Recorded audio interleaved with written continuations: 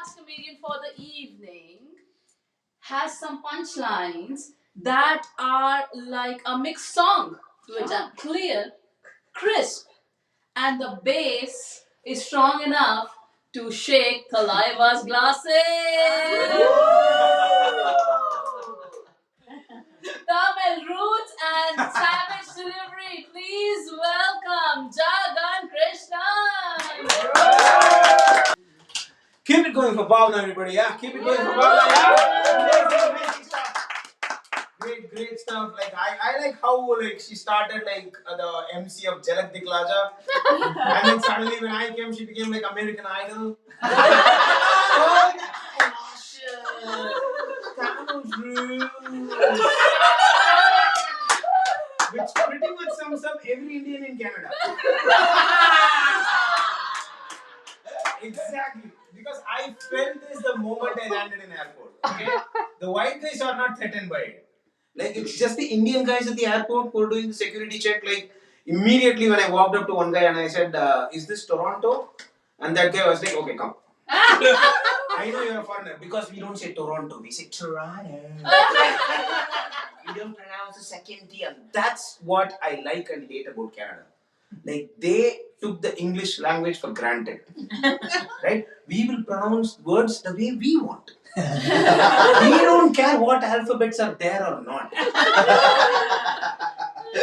I don't really understand. For like 4 days, I was pronouncing to every Uber driver as Etobicoke, Etobicoke, Etobicoke.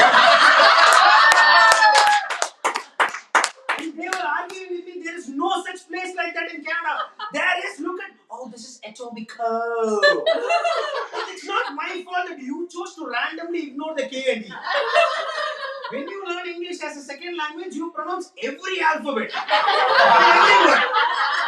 Right? Because that is when you get extra marks in school. You want to impress all your teachers, you do that. So I don't care. Like they taught us ISLAND is island. Here they come, they pronounce it as Islington. Not my problem, bro. I don't care.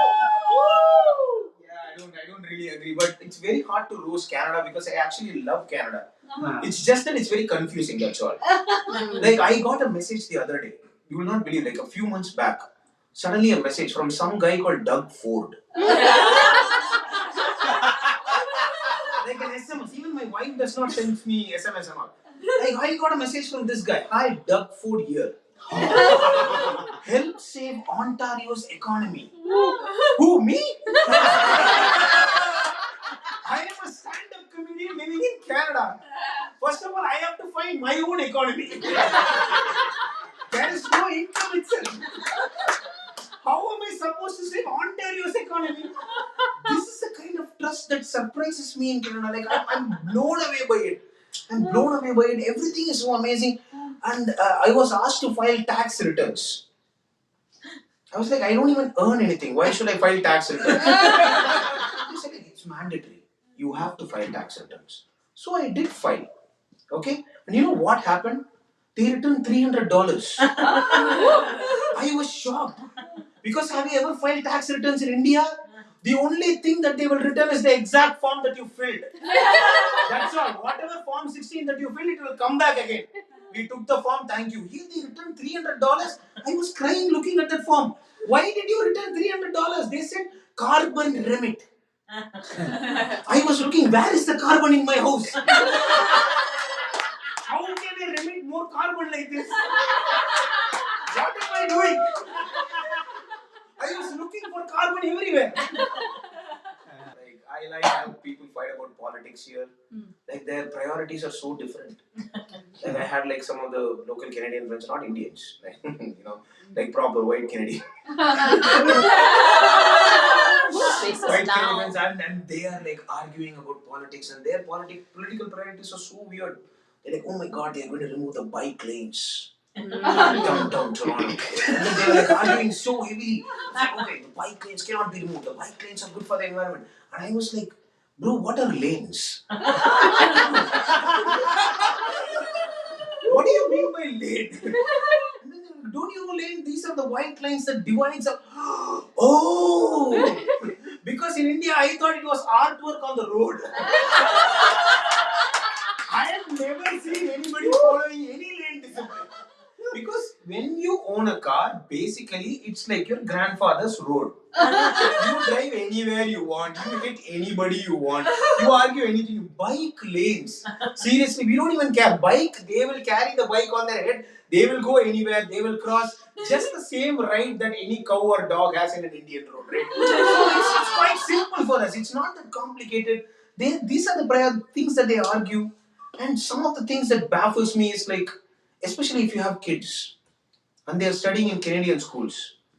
Like, my kids studied in Canadian school and I was so irritated by it. Because they are enjoying school. You are not supposed to. You are not supposed to enjoy school. My kids are excited to go to school. And every single time that happens, trauma hits me.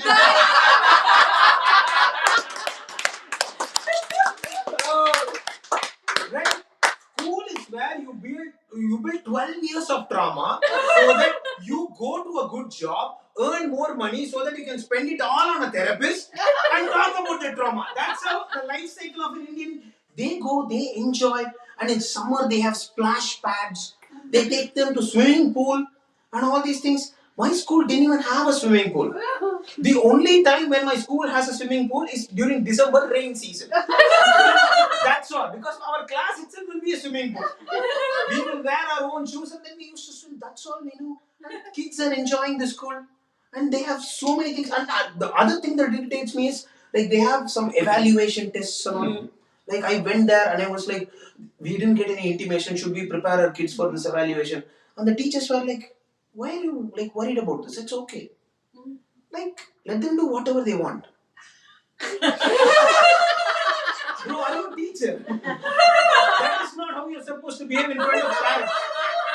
Because when a parent comes and meets a teacher, you have to have a long list of complaints. Like grocery, your son is not listening in the class. I don't think so. He will be good enough in the future. He has to sit down and but these kids, they are encouraging. They are so lovely. They are so nice. And that is when I decided, okay, this is not a country where my kids should grow up. Right? Because I want my kids to experience the same trauma that I experienced. So that I don't have the fear of missing out. I should not have the FOMO. The minute I take them back to India and when the cycle test and the quarter liters hit, where the teachers are going to give them like 100 homeworks for maths and then make them carry 2 kilos of books in their school bag, I will be like, yeah, finally. Relief. They are going through the same thing that I am going through. That is sarcasm, by the way. Don't judge me. Oh my god, what a horrible parent this guy is. Because they report parents like this. They'll be like, you cannot supposed to do that. You have to treat your kids. My father, his love language, like what Aditya did, is that he will first hit me and then ask questions.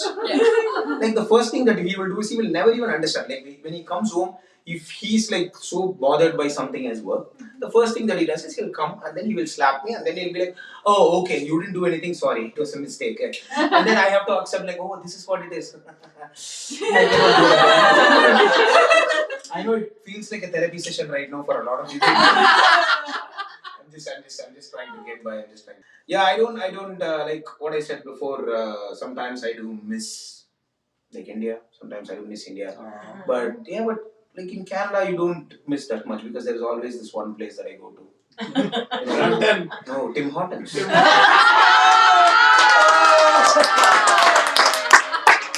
don't feel left out there. The irritating aspect is when you go there, you see all the like. I literally went to a Tim Hortons where you can see agarbatis. I'm not even joking. Yeah. It was like back home. It's like I opened a portal back to India directly, and then I went inside, and then there was all these like Indian like people there, and then I felt so at home. I just wanted to walk by and I just wanted to have a conversation with a fellow Indian. So I just went up and then talked to a person.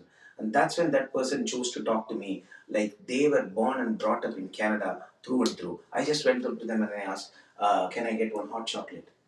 That person immediately turned to me and then I was like, alright sir, one hot chocolate coming right up. Oh, bro, I'm so sorry. I thought you were like back in India. I'm so sorry. And then he turned towards the kitchen and he was like, "Abhi khaan chale de do This guy went from Desi to CBC in a second, and then switched back immediately. And that's what I don't like about it. And because it's even though when you want to like go back to a place that reminds you of home, people still make you feel like you are in the place where it is always foreign to you.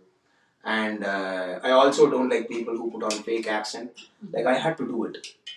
Like it feels so awkward, right? Because even you try to put a fake accent, the white people are going to judge you.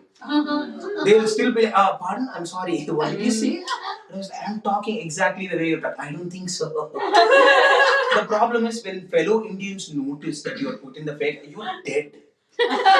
They will look at you like you have committed one of the heinous crime, the worst criminal activity that you can think. Oh, 2 days in Canada.